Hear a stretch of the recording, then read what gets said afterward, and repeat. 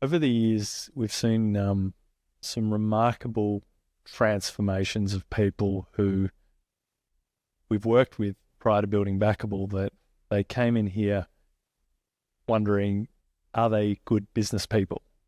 Is the stress that they're under because they don't know what they're doing, or they're in the wrong business, or they're in the wrong industry, or they really don't know what they're doing and they're not sure how they ended up here? And there's been some really incredible transformations from people who, literally I remember shaking to spend $100 a week to try and get advice at the time to, then driving their favorite sports cars a couple of years later. And you see these things happen over the years, and you start to ask an important question. And equally, not only knowing these people and seeing the transformations, but is being successful a choice? Or more importantly, how we frame it is, when do I decide to become successful? And it's really interesting when you run a business, because you don't often have the time to ponder the philosophical things. Is my business difficult, or is it some things in my business that aren't going to plan? Or is because everything going to plan is why my business is so difficult? Because growth is about solving a problem that you and your business has never solved before. So the byproduct of growing is you're constantly under a new type of stress or anxiety, because you're solving something you've never solved before. So it feels like this endless loop of, but I finally fixed this in my business, now there's another problem. But that's actually what growth is. And one of the things we used to talk about with not only clients we worked with, but peer groups of business owners, friends, when we discuss, the mindset of leadership, the mindset of growth. We're always questioning ourselves of, we're growing well, but where are we confined? Are we mentally confined because we think we're growing well, or is actually that's another barrier we've put around ourselves? What is unlimited growth look like? So this is a really interesting thing that I think we all play with as business owners. Not only can it be exciting when times are good, but it can be extremely stressful when times aren't good, because you just don't have the time to think about this. But there's an ancient Greek technique that I really like, and it's what ancient athletes used to do. And I think it's obviously, having a Greek background, for me, it's such an important concept because it's freeing. And we talk to a lot of business owners when they're in the throes of this mindset of, am I successful? Why is it so difficult? Why does it feel like every time I've solved a business problem that there's another one that's twice as hard, blah, blah, blah. And it's not dismissive of these experiences, but how do we work through it as leaders, as business owners? How do we think about this? And this was very helpful for me at one time. And it's a word called protocolapsis, which I won't get you to spell that, but it's basically a concept that you need to accept your worst situation. And it's about strengthening your identity internally. And what does that mean? It means that if I look at a situation, be in my business or in my personal life, and I actually run down the road of what is the absolute worst case scenario that could occur here. And you sit there and go, well, why do I want to think about that? But just bear with me for a second. Think about the worst case scenario of something that's stressing you out now. And you just keep going down that road. Why? What is the worst? What's the worst that could happen? I lost my business. Then I lost my house if I have one. Or I've lost my family. I've lost this. I lost whatever. But you run down the worst case scenario, not things that are completely unreasonable, but really how you would feel. What we're trying to uncover is, what is the fear in decisions or movement or acceleration in your company that's holding you back? What is it? We're trying to identify that. We're not just trying to send ourselves into a deep depression. That's going to not be so good.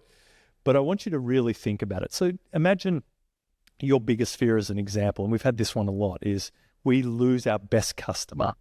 It took you so long to get them, and you've got a relationship and you lose them. And it may not necessarily be because you've done anything wrong. They go out of business, or they buy from someone else, or they no longer need your product or service. But if you run down that fear and you go, well, what's the worst case scenario? Well, you know, we're going to lose money. Great, there's the first one. What does that mean? Well, we might not be able to pay our bills. Okay, what does that mean? Oh, well, it means that, you know, then we might need to let some staff go. Okay, what does that mean? And you just keep running it down. And then you sit there and go, well, if I accept that I'm going to lose this customer at some stage, because if you ask any business in the world, no one retains their customers forever. It just doesn't happen that way. So if I accept it and I go, well, if we do lose the customer, well, we've got an opportunity to replace them. We've got now capacity to look at that part of our business and see, is that the right customer we want for the future? Is that the perfect indication of, because we lost that customer, we can learn all these things about our product, our service, our delivery, a million things that is going to strengthen your business for the next decade. These are those moments where you start thinking about, my worst case scenario right here is the thing that's going to build my company for the next generation. The excitement of sitting with your worst fear and looking at it from a different angle. So the Greeks used to do this, the Olympians, which is, I need to accept that.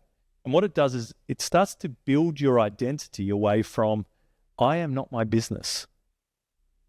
And this is a really important thing to start thinking about as a business owner. Most of us identify with, I'm a business owner. And because I'm a business owner, if I lose a customer, my business didn't lose a customer, I just lost a customer. Tim lost a customer. And I get upset. I feel like it's a personal indictment on me. I feel like it's a reflection of how I am in the public life. I lost that customer. It's embarrassing. I'm going to not have money. All the things that start going ahead. But actually what happened is my business ended a transaction with a customer. We serve them and now we don't. Great. Now what? Accepting that you are not your business. Accepting that your identity is not the business. Your business is the business. Is one of the most empowering and freeing things you can do as a business owner. It is vital that you emotionally cut ties with your business. But don't get me wrong, that doesn't mean you no longer care about your business.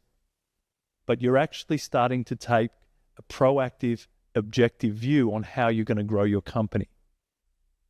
You can start to release the fear of your worst case scenario, because what the athletes used to know is fear tightens you, tightens your muscles.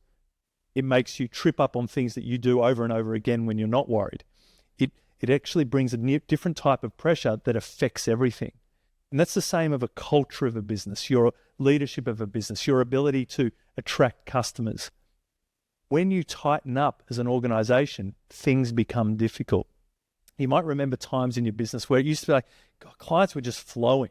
And then you realize, I was flowing. I felt good about things. We had a new product. We had this. We were speaking to new people. People were happy. A client was happy. They referred. We got a marketing campaign right, and it just kept flowing, and we felt great. And then everyone seemed to be flowing. It was happier. And then you have the other times where we lost the customer. Everything tightened up. People lost their confidence. And this is the power of working on your identity. It's being so objective with what's actually happening and accepting it on your terms. I accept where I am if we lost this customer or this situation or this key person or whatever it is. Or I accept that if I lost my business, that's not who I am. Because starting to really live in that spot, really live in that identity, really understand that you'll be okay, doesn't actually slow down your business. It empowers you and everything around to start being bold, to start looking at things objectively, to be on the front foot instead of the back foot. I'm not waiting for my customer to leave. I accept that one day they're going to, and I'm out there hunting tomorrow's customer. I'm already started. I'm already redesigning everything you can do if you accept that that's going to happen one day. And it doesn't mean suddenly it will happen tomorrow, but this is that proactiveness, the innovation that turns good businesses into great businesses. It turns the customer that came that was shaking their hands because they had to spend $100 to get advice on their business to driving their sports car. It's not because suddenly there was a magical marketing program that went in. It's because they fundamentally changed how they viewed every single day and every moment. They accepted that they're playing a game, they're playing it as best they can, and what whatever is perceived as their worst case scenario, that will be the opportunity for their business tomorrow. And starting to fall in love with those moments of whatever happens to me in my business is going to be tomorrow's opportunity that we can't even see yet, you become a very, very powerful business owner. When you start institutionalizing that into your culture, that people start to act free when the pressure's on, when they start to become loose because they know that we will be okay and this is actually tomorrow's opportunity dressed up as today's stress. That is tomorrow. That is the organization you want. That is how, when you are in the middle of it and you're feeling tense, you're feeling stressed, you're fearing it, don't ignore it. Fear is the friend. Every philosophy talks about this. Embrace the darkness or step into the darkness. You'll find your way out, but you must step in. The Greeks knew it. The samurais knew it. Every business builder and leader in the world that you hear talks about it.